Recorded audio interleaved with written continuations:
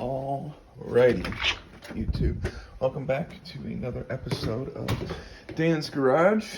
This is a few days after a massive snowstorm here in Ohio. So, a little while ago, I ordered a part. I ordered a J37 throttle body for my V6 manual Accord, the 2015. So this is the stock. I want to do a little bit of comparison. This is the stock J35. I believe it is a, I can't remember, 63 millimeter. I can measure it with my micrometer, but this one I believe is supposed to be 70. Now, I'm probably giving out wrong information. I just don't remember. I can go back and easily reference it. But this throttle body is from an MDX, I'm sorry, a ZDX. It's a ZDX throttle body, and I bought it brand new from a good friend of mine called, his name is Eric, and he owns Slick Fab Production, which is essentially a lot of really good stuff, for lack of a better term, for Honda Accords. Both i4s, the 4-cylinder and the 6-cylinders. So, he sent this over to me. It took a little while to get here. And look at what we got. Look at the size of that thing compared to that. I mean, that's just like, holy cow.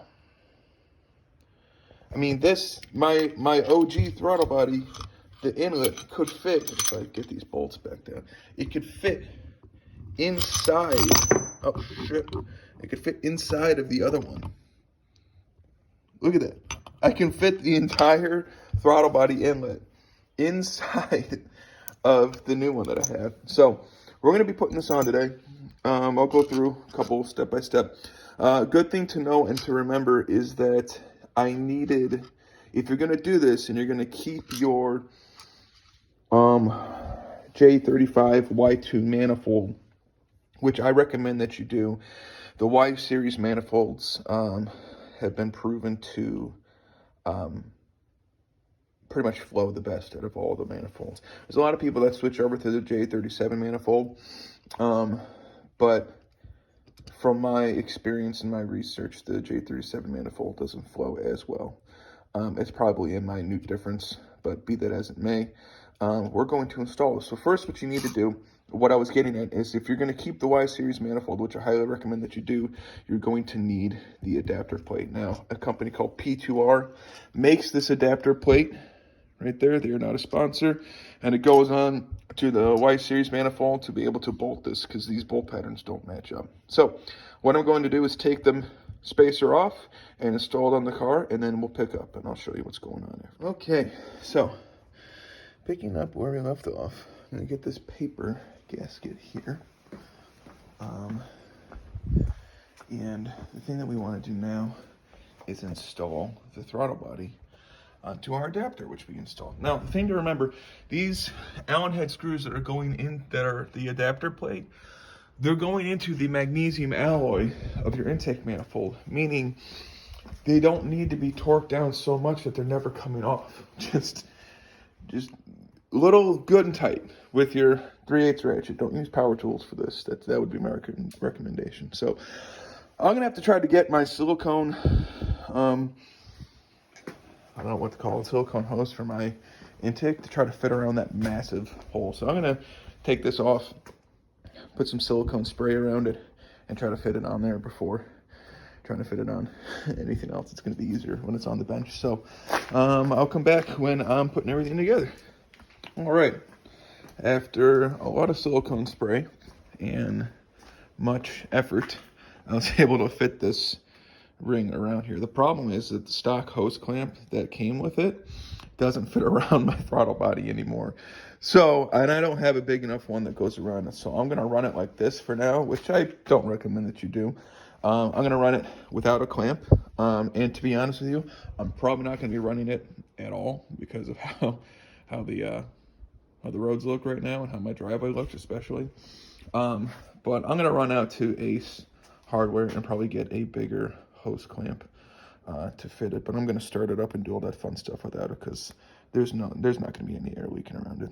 So next step is to get this installed onto my adapter, and it goes on with 4 bolts, it looks like, and we'll go from there. I had these little plugs right here because I took away the coolant. There's a coolant line right there. That guy, I can't put my throttle body down, but the hose is right, that thing right in the middle of the screen. Usually coolant runs through the throttle body to keep it from, quote, freezing up, but I've run this car in the winter time, and I have the same thing on my 4Runner, which really only runs in the winter time aside from, you know, little stuff here and there, and it doesn't freeze up. The name of the game, why I really did it was to get rid of heat from going into my intake air, and for this thing I did it because the throttle body gets dirty a lot, so it's just a lot easier to take it off without it being attached to anything. So I'm going to put the throttle body on, and we'll see how it looks, and we'll go from there. Alrighty, we're back.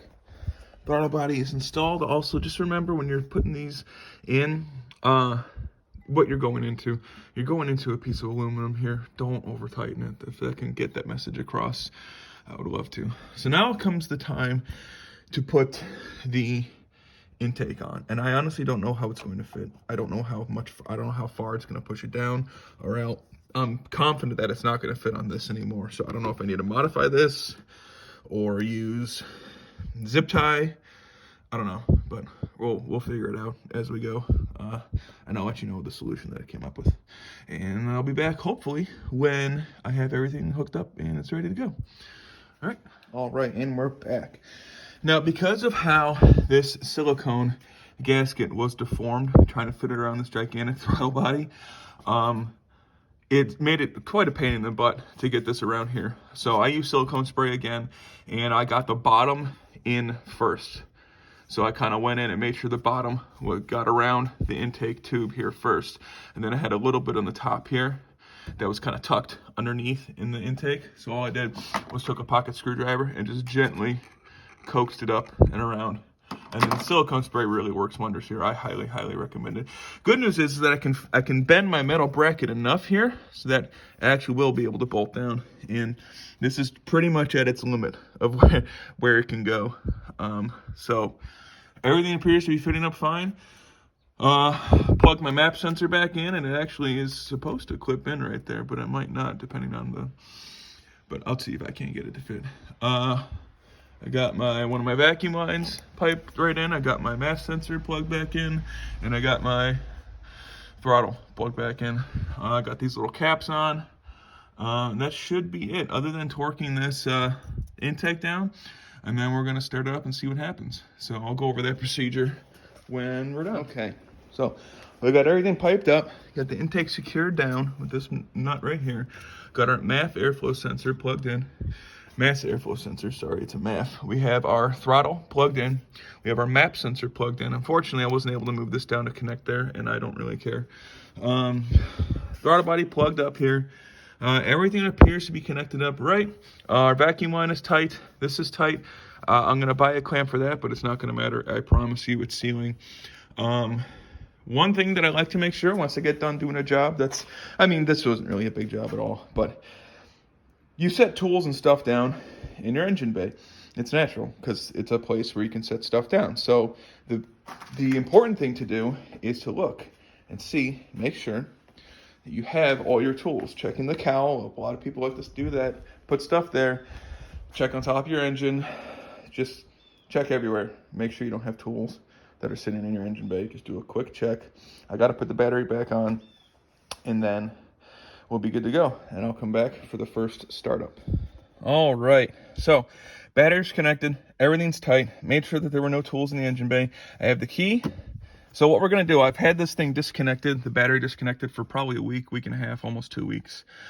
What I'm gonna do is just turn it on, let the fuel pump build up pressure if it needs to, and it didn't look like it had to. It went on briefly. The code here. Oh, I do have the code. I have to type in the code. I had to replace this unit, so I have to type in a code. I can't press and hold that. So what we're gonna do is start it up and see what happens. It's gonna be hit or miss. I'm gonna be honest with you. It might need an idle relearn. I know Honda in their manual states that whenever you disconnect the battery, you should do an idle relearn. So what I want to do is hook up my K-tuner and do a cold start data log for my tuner and see what's going on. So I'm going to do that. I forgot real quick. I'm going to do that before I start it up. So I'm going to go get my laptop, get it hooked up, get this code punched in, and then we'll start it up for the first time. Sorry.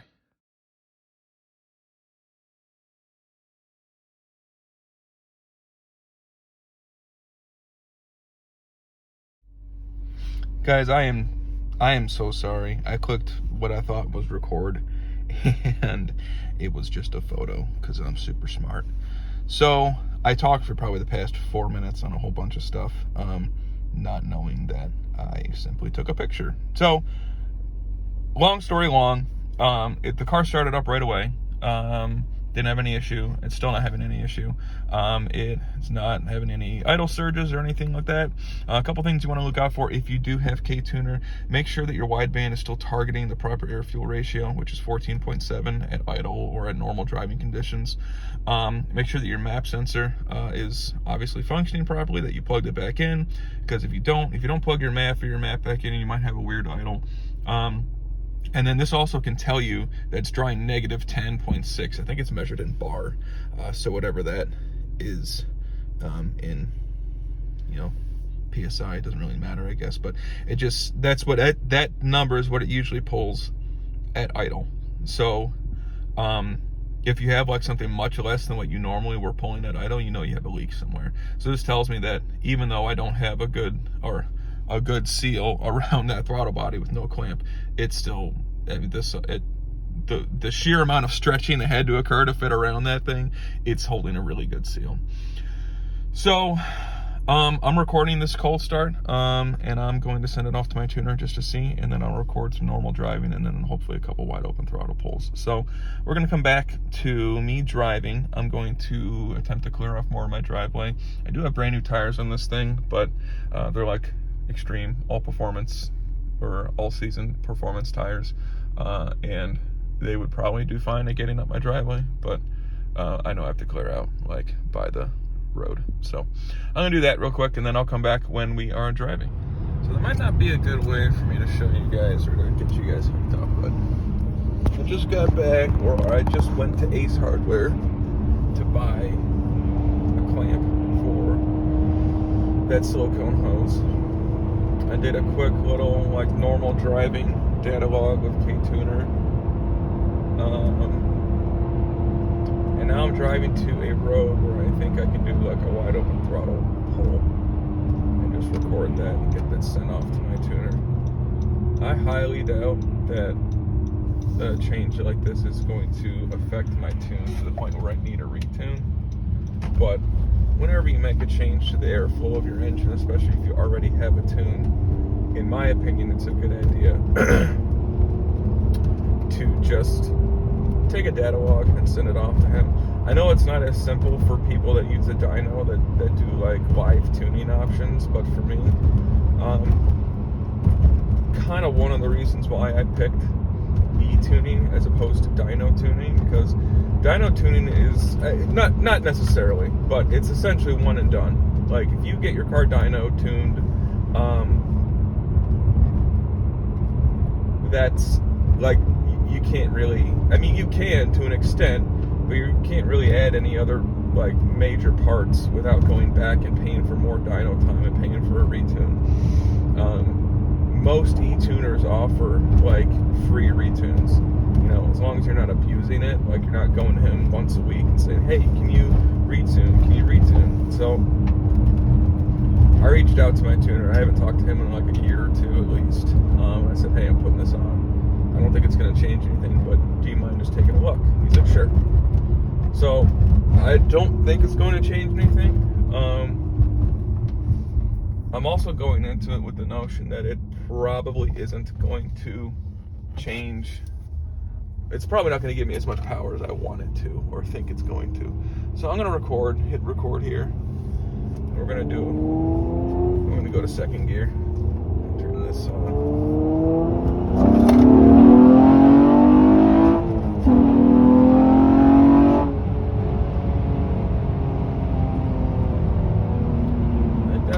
car, that's for sure.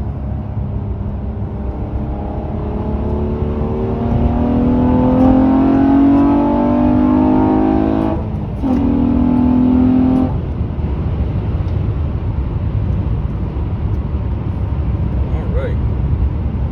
Well, pulled hard. Did it pull harder than before? Yeah, I mean, that's the tough part, because your butt dyno is going to tell you, yeah, my car pulls harder because I just put a better part on it. You know, that's what your butt dyno is going to tell you. But did it really pull harder? I don't know. You know, I haven't. That's obviously one of the downsides of e-tuning, is that I don't know how much power this car makes. It's probably in the 300 wheel horsepower range with 280 wheel torque range. It's probably right around there, but I don't know for sure. The reason why I give those probablys is because my brother, long story short, my brother built a J engine. He put it in his 7th gen Accord. He had a dyno tune, and he was making like 298, 276. And when he and I have run a couple times, like gone head to head a couple times on the highway, and we're neck and neck. We're pretty even, but that's before I had a 3-inch J-pipe and before I had this J37 throttle body. So, am I going to edge him out? I don't know. Probably not. I think my car is a little bit lighter, but I think, why no? He himself, his body is lighter, and I think the numbers are close enough to the point where it's essentially a wash, or my whole like gross weight might be a little bit more. So, I mean, it pulls hard. It sounds a little bit different. You're probably not gonna be able to pick it up on the iPhone microphone, but it definitely has a different intake sound. It sounds good. It sounds like it's building boost, actually. So, it seems to be running just fine. I freaking love it.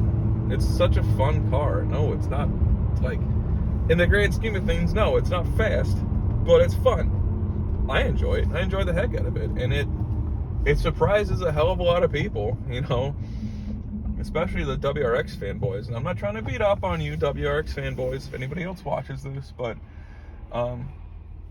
you know, even with a mild tune, I don't know how you guys do your stuff. I don't know if you do stages or however Cobb Tuning does their BS. I don't know. But what I do know is that I've beaten quite a few WRXs.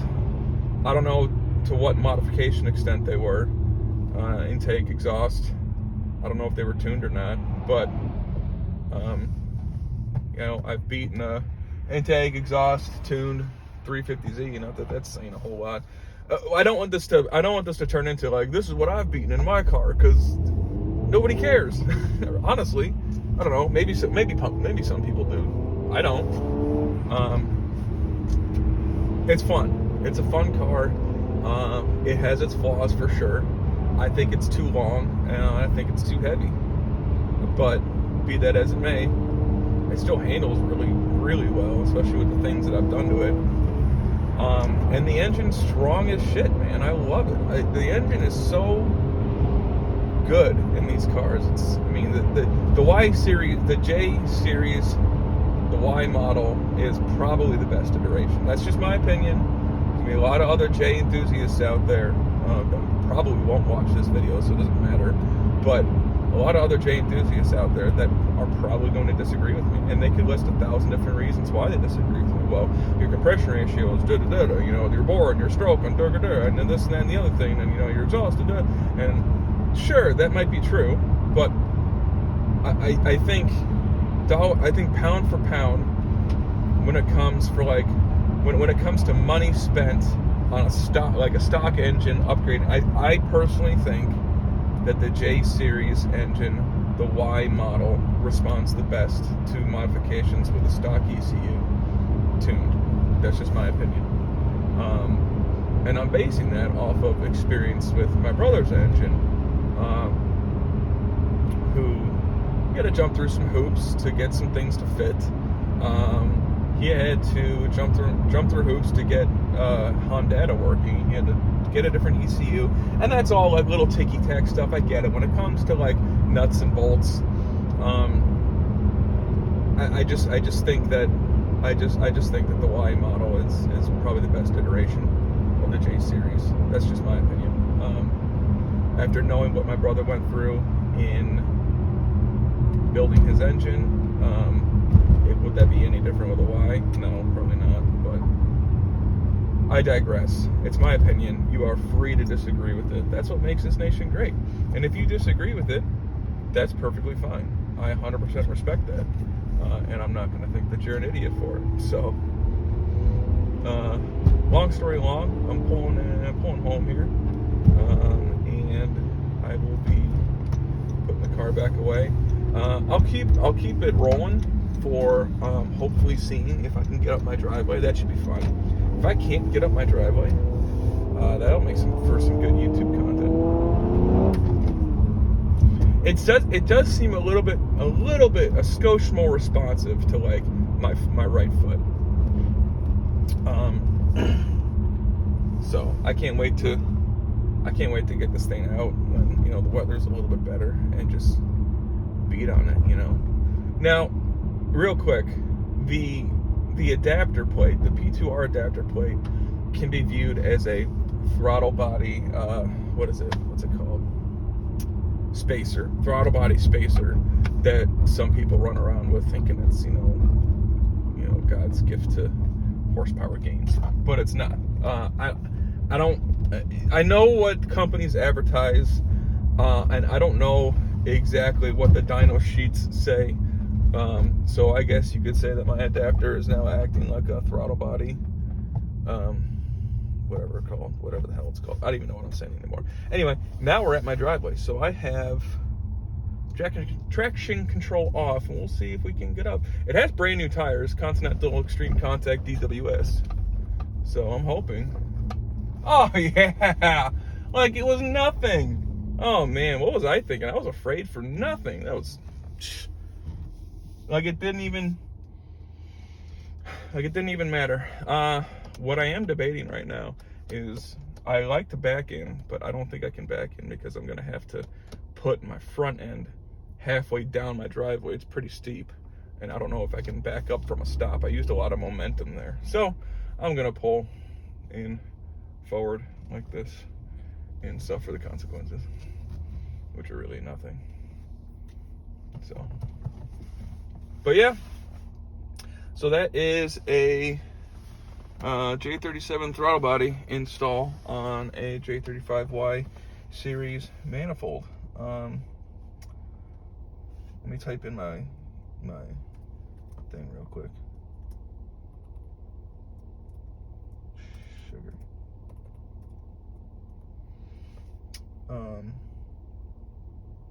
Okay.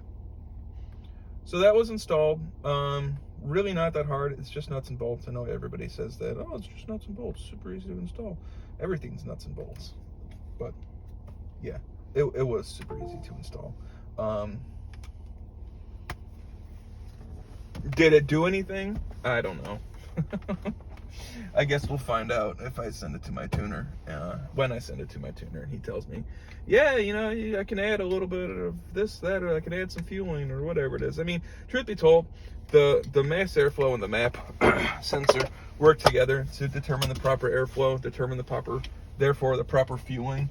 So I really don't think that my tuner is going to have to go in and make like adjustments to the fueling tables or anything. I think the stock ECU and the stock sensors are going to do more than a good job of doing that. But be that as it may, I'm still going to send it off to him. This video is already too long. So this is Dan's Garage. That was a J37 throttle body install on a J35 Y Series J engine. If you have any questions, comments, concerns, let me know.